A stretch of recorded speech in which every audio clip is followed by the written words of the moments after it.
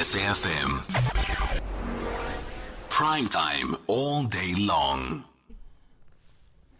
I understand Dr. Jacques Ludik is wearing his fleece slippers and unicorn pajamas. That's what my producer has just told me. I don't think Dr. Ludik agrees to that, but he will certainly be in a position to confirm or deny that. Good evening, Jacques. Good evening, Sungeza. Very nice to speak to you.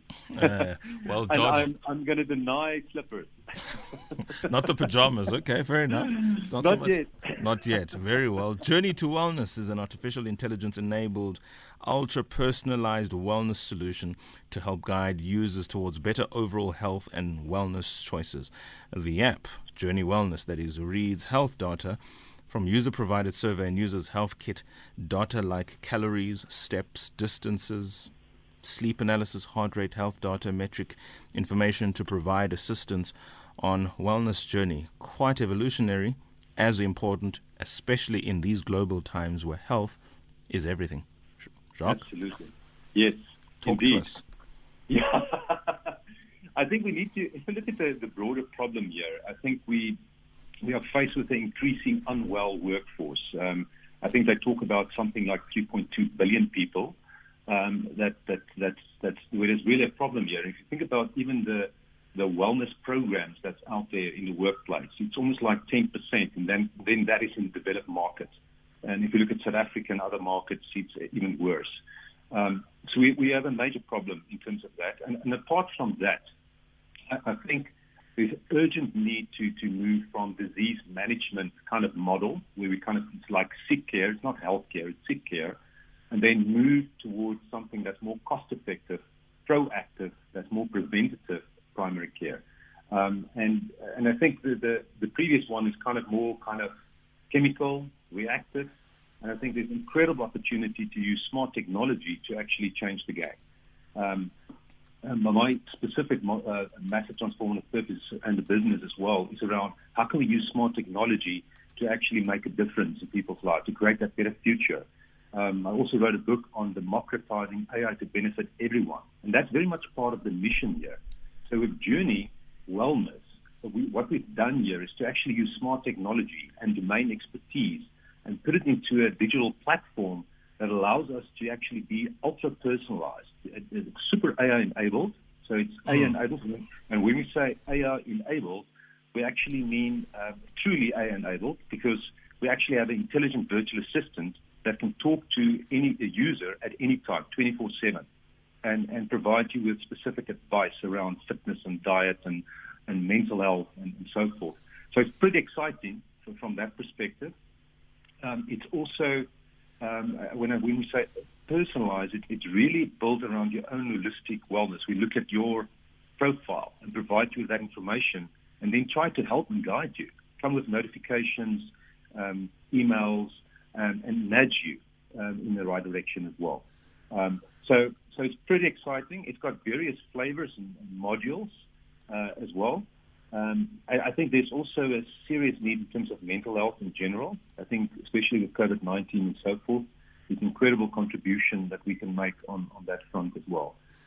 But what I really love about the offering, obviously first and foremost, it is for the consumer. And the question is, how can you actually make it available to everyone, to not just the elite or the people that can afford medical schemes or medical funds, to everyone. So that's why we want to democratize digital healthcare and wellness. But I think also, if you think about employer groups and think about medical schemes, I think there's incredible benefit, as we said in the previous. They must be loving you for this. Sorry, say again. They must be loving you for this. The employer groups and medical schemes. Absolutely, because this is changing the ball game here. Because the cost is just going up. It's really a problem right now. If you think about just cost savings inherent to moving from an expensive reactive chemical care to a more cost-effective proactive one. And I think if you think about all the medical schemes, they want more healthy people. They want younger people as well. They want to attract more people. And I think there's incredible opportunity here, and this is exactly what we do here, is to say, let's make a difference. And even if you think about employer groups, you can increase the productivity, you can increase the employee engagement, you can reduce the absenteeism, you can. There's a lot of cost savings that's straight away there. And even for the healthcare provider, the doctor as well. If you've got a 360-degree view of your patient, you can be more proactive in supporting that patient as well. So it's very, very exciting on all fronts. Look, you're selling sand to somebody who lives in the desert, insofar as it relates to at least what I accept to be the health outcomes of this. Let's talk about some of the things that are a little more benign and a little often spoken of.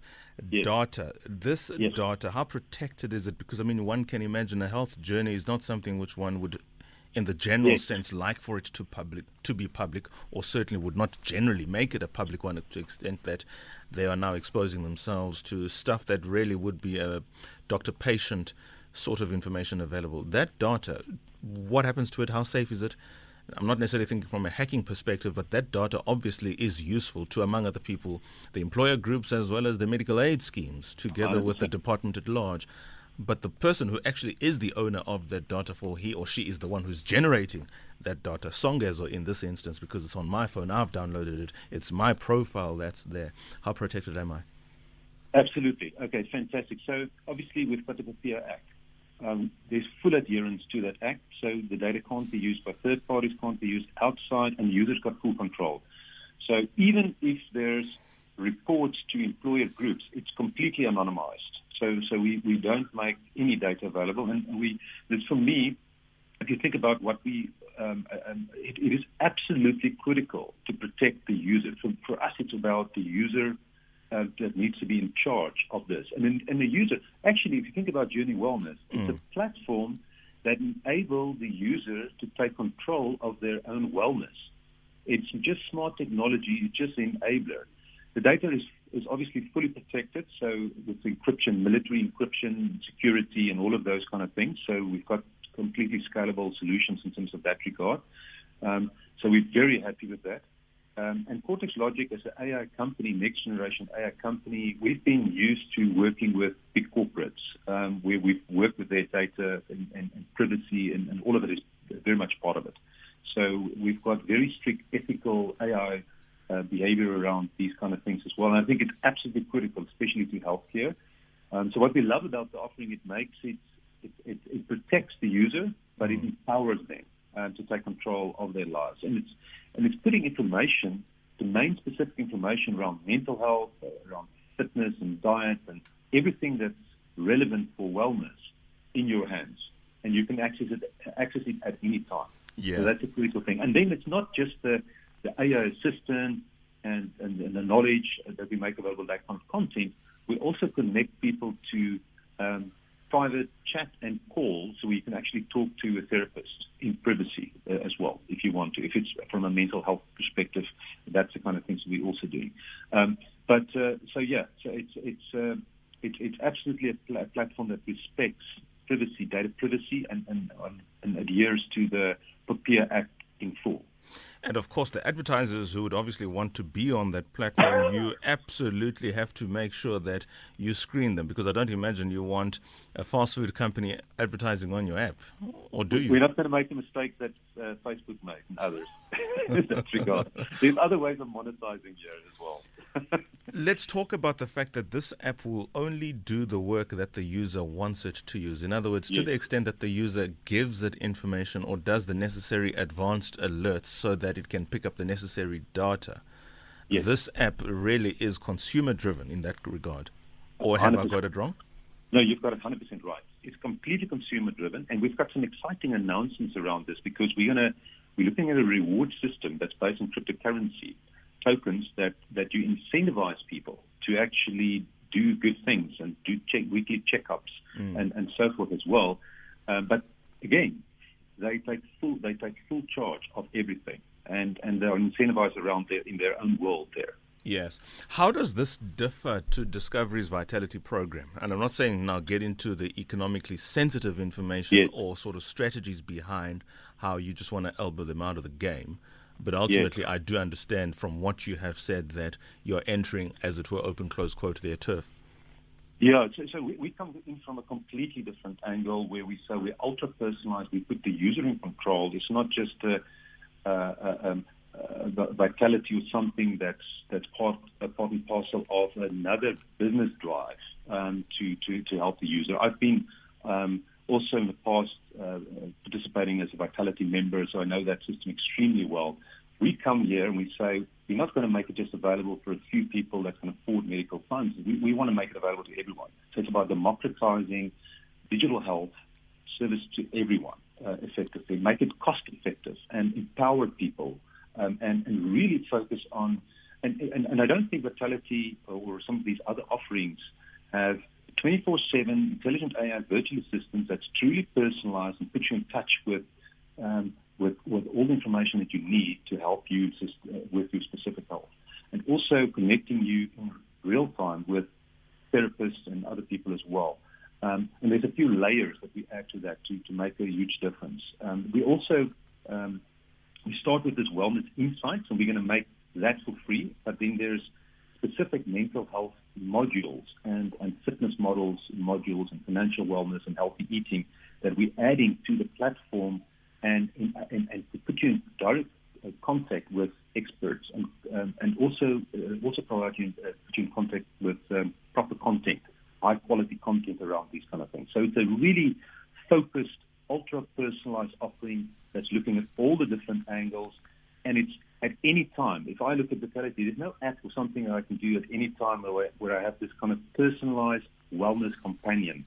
As a matter of fact, I'm not even sure in the world if you've got a holistic wellness app that provides that. We do have some niche apps that looks at, say, mental health, like Calm, and these Wobot, and there's a few others as well.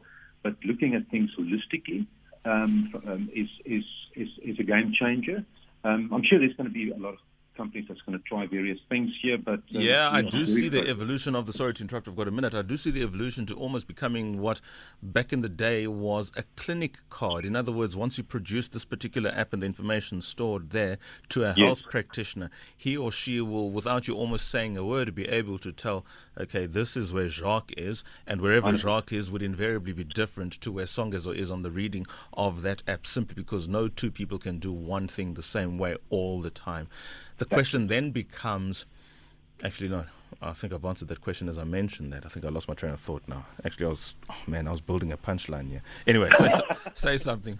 I don't know, I just lost my thought. I beg your pardon. Well, I just want to maybe add to what you're saying there. I think in terms of how it's differentiated as well, Sungi, so it's what we are doing. We're doing truly, there's AI on multiple fronts. So we've got data science that we're doing on the back end. We're building your wellness profile, but we can be predictive in terms of your habits. So the more you interact with the system, if you connect your wearables and all of those kind of things as well, you do personal health assessments and so forth.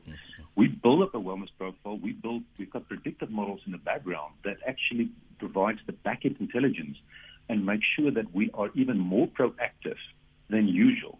Your typical thing, I haven't seen other apps that's truly proactive and see, well, you're on this track here, and if you follow this track, you actually increase your risk for heart disease or for diabetes or whatever it is. But we can make it super relevant, holistically, and looking at all the comorbidities and all of those kind of things. Sure. Quick question. Sorry. Quick question. I think I found my thought again. Where I was going with that is, all of this assumes one basic fact, that somebody has a smartphone. And I know you mentioned the fact that you want to democratize healthcare and related interventions.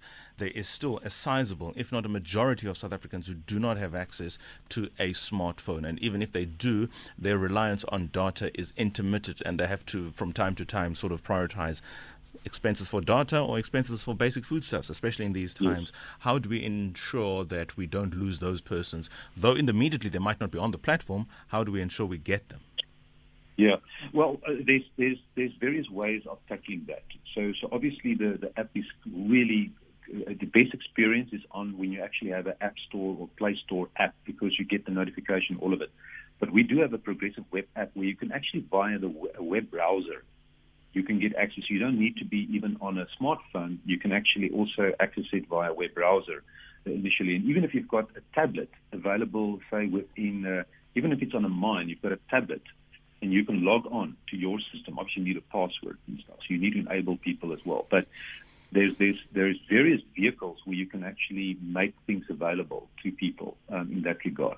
But yeah, because obviously the offering is a digital health offering, so we need to get people digitized. It's anyway part of the smart technology era. We in 2021, So I would say I would invest, even from a government perspective or corporate, if you think about CSR funding or whatever, there's various ways of empowering people, giving them the ability to actually access this as well. So we've got all sorts of different plans of doing that.